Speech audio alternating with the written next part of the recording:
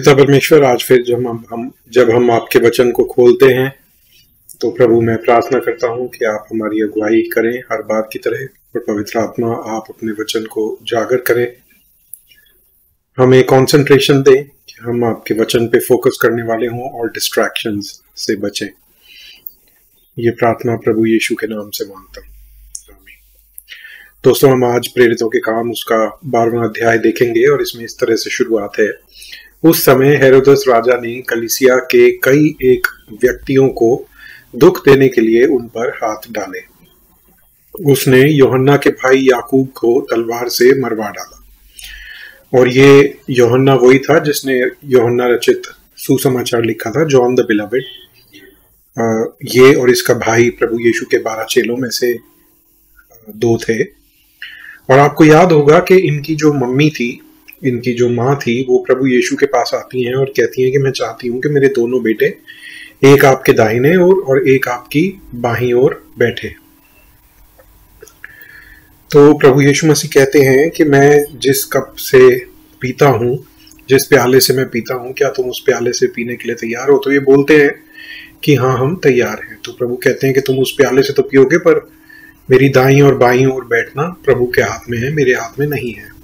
ठीक है, ये सब यहाँ पे मती 20 में बताया हुआ है। ये जो मदर्स रिक्वेस्ट है, यहाँ पे इसका वर्णन है, और मार्क में भी ये बताया हुआ है। तो आप देखिए कि ये यूहन्ना का भाई था याकूब, और इसको हेरोद ने तलवार से मरवा दिया। क्या उस माँ के दिल पे बीती होगी जिसने प्रभु से ये कहा था? क्या उसको समझ आया होगा या नहीं समझ आया होगा? हमें इस बारे में पता नहीं लगता। लेकिन मैं आपको ये बताना चाहता हूं कि कई बार हम परमेश्वर से सेवकाई, और हम ये प्रार्थना करते हैं, ज्यादातर हर एक सिंसियर विश्वासी कभी ना कभी ये प्रार्थना करता है कि प्रभु तू मुझे अपनी महिमा के लिए इस्तेमाल कर, और जो भी कीमत है मैं चुकाने के लिए तैयार हूं।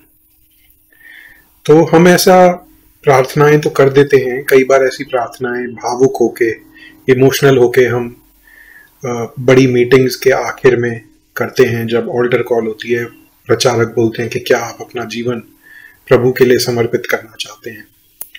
लेकिन उसका क्या परिणाम होगा वो शायद हम नहीं जानते। प्रभु के लिए इस्तेमाल होना, प्रभु के लिए अपना जीवन देना, हमेशा ये नहीं कि आपको एक बड़ी सेवकाई मिले।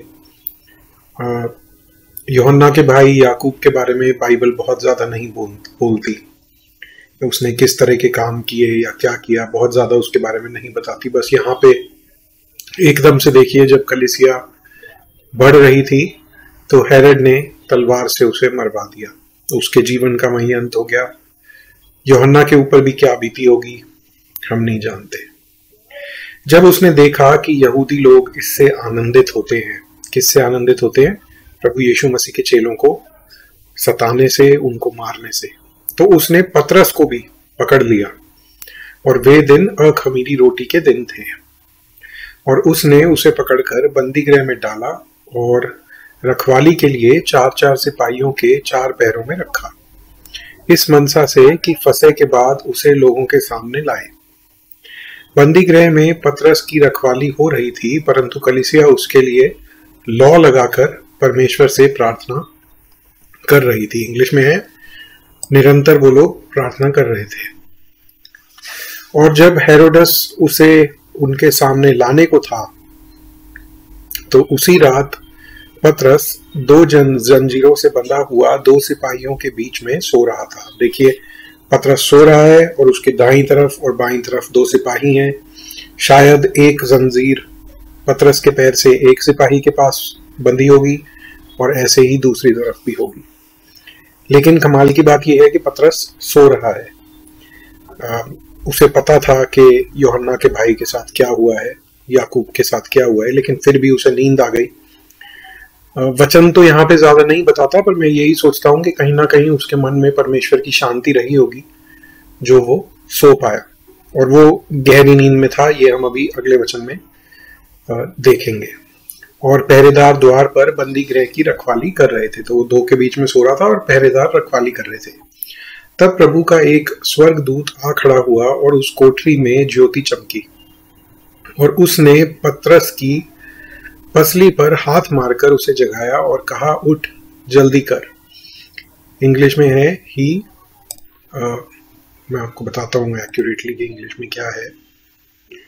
And he smote Peter on the side. यहाँ पे हाथ नहीं लिखा, लेकिन यहाँ पे लिखा है कि पीटर के साइड में मार के उसे उठाया। तो इसलिए मैं कह रहा था कि शायद पीटर गहरी नींद में सो रहा था। उठ, जल्दी कर। और उसके हाथ से जंजीरें खुलकर गिर पड़ी। तब स्वर्गदूत ने उससे कहा, कमर बांध और अपने जूते पहन ले। उसने वैसा ही किया। फिर उसने उससे कहा, अपना वस्त्र पहनकर मेरे पीछे हो ले। वह निकलकर उसके पीछे हो लिया, परंतु यह ना जानता था कि जो कुछ स्वर्गदूत कर रहा है वह सच है, बल्कि यह समझ रहा था कि मैं दर्शन देख रहा हूँ। उसे इस तरह का सपना, कई बार हमें सपना आता है ना, इतना गहरा कि हमें पता नहीं लगता कि वो सही है या गलत है। तो यहाँ पे सपना नहीं लिखा, लेकिन पीटर सोच रहा है कि मैं दर्शन देख रहा हूं, जैसे दर्शन पीटर ने पहले भी देखे थे। तब वे पहले और दूसरे पहरे से निकलकर उस लोहे के फाटक पर पहुंचे जो नगर की ओर है। वह उनके लिए आप से आप खुल गया और वे निकलकर एक ही गली होकर गए। इतने में स्वर्गदूत उसे छोड़कर चला गया। तो एंजल था, उसने पूरी अगुवाई करी, पीटर को 2 दरवाजे क्रॉस करके तीसरे गेट को क्रॉस करवा के पूरा उसे बाहर तक लेके आया। तब पतरस ने सचेत होकर कहा, अब मैंने सच जान लिया है कि प्रभु ने अपना स्वर्गदूत भेजकर मुझे हेरोदस के हाथ से छुड़ा लिया और यहूदियों की सारी आशा तोड़ दी।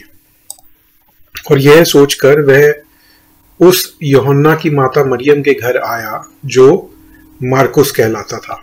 देखिए, मार्कुस जिसने सुसमाचार लिखा है ना, मार्कुस रचित सुसमाचार, ये वही है। और इसका पूरा नाम था जॉन मार्क, यूहन्ना मार्कुस। और उसकी मम्मी का नाम भी मरियम था। मरियम बहुत कॉमन नेम था उस टाइम पे, जॉन भी बहुत कॉमन नेम था। तो पीटर उनके घर पे आता है जॉन मार्क के। और ये जो जॉन मार्क है, अभी हम आगे पढ़ेंगे, ये पॉल और बारनबस के साथ चलता था और शायद पॉल से ही इसने सब बातें सुनकर जो सुसमाचार लिखा वो है मार्कुस रचित सुसमाचार। वहां बहुत लोग इकट्ठे होकर प्रार्थना कर रहे थे जॉन मार्क के घर पे। जब उसने फाटक की खिड़की खटखटाई तो रूदे नामक एक दासी सुनने को आई और पतरस का शब्द पहचान कर उसने आनंद के मारे फाटक न खोला, परंतु दौड़कर भीतर गई और बताया कि पतरस द्वार पर खड़ा है। उन्होंने उससे कहा, तू पागल है, परंतु वह दृढ़ता से बोली कि ऐसा ही है। तब उन्होंने कहा, उसका स्वर्गदूत होगा। अब देखिए, ये लोग शायद प्रेयर कर रहे थे, लेकिन फिर भी इन्हें इतना उम्मीद नहीं थी कि इतनी जल्दी और इतनी अद्भुत रीति से प्रेयर का आंसर मिल जाएगा। परंतु पतरस खटखटाता ही रहा, अतः उन्होंने खिड़की खोली और उसे देखकर चकित रह गए।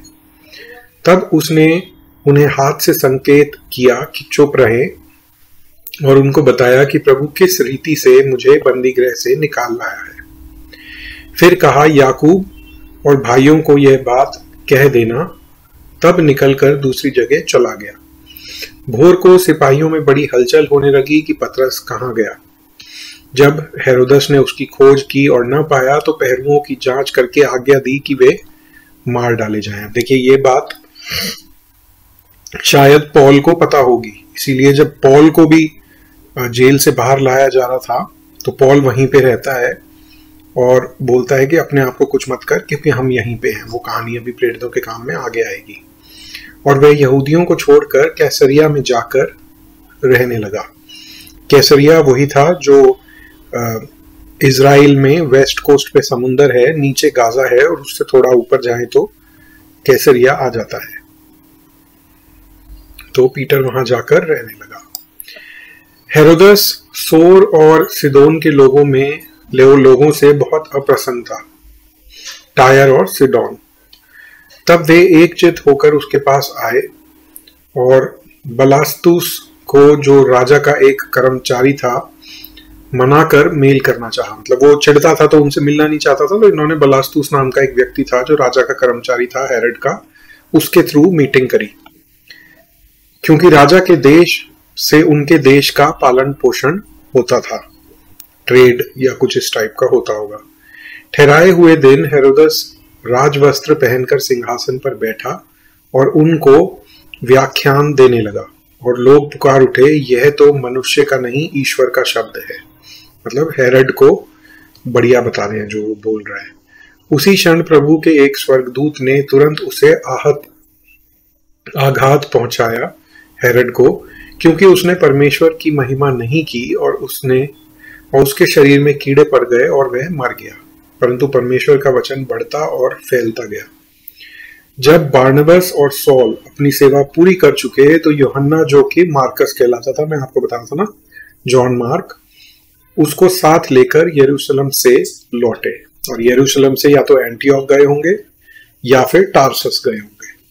ठीक है, क्योंकि एंटियोक एक तरह से बेस बन चुका था। 13वें अध्याय से हम देखेंगे सॉल पॉल की मिनिस्ट्री है, वो किस तरह से उसकी मिशनरी जर्नीज आगे बढ़ती हैं। ठीक है, तो आइए हम प्रार्थना करते हैं। पिता परमेश्वर, हम आज फिर धन्यवाद करते हैं आज के वचन के लिए जो कुछ हमने पढ़ा। और प्रभु, मैं प्रार्थना करता हूं कि जब सताव आता है प्रभु, तो हम तैयार रहें, हमारे दिल तैयार रहें अपनी जान तक देने के लिए। पिता परमेश्वर, साथ ही मैं ये भी प्रार्थना करता हूं कि आपसे हम जो चीज़ें मांगते हैं, जो चीज़ें हम वादा करते हैं, जिन चीज़ों की हम एक तरह से ओथ लेते हैं, वो चीज़ें हम प्रभु विजडम में होकर पहले उन बातों को समझने वाले हो सकें। हेस्टीली, जल्दबाजी में हम कोई भी प्रण ना लें प्रभु, सेवकाई के लिए या आपकी सेवा के लिए। ऐसी हमें मैच्योरिटी दीजिए।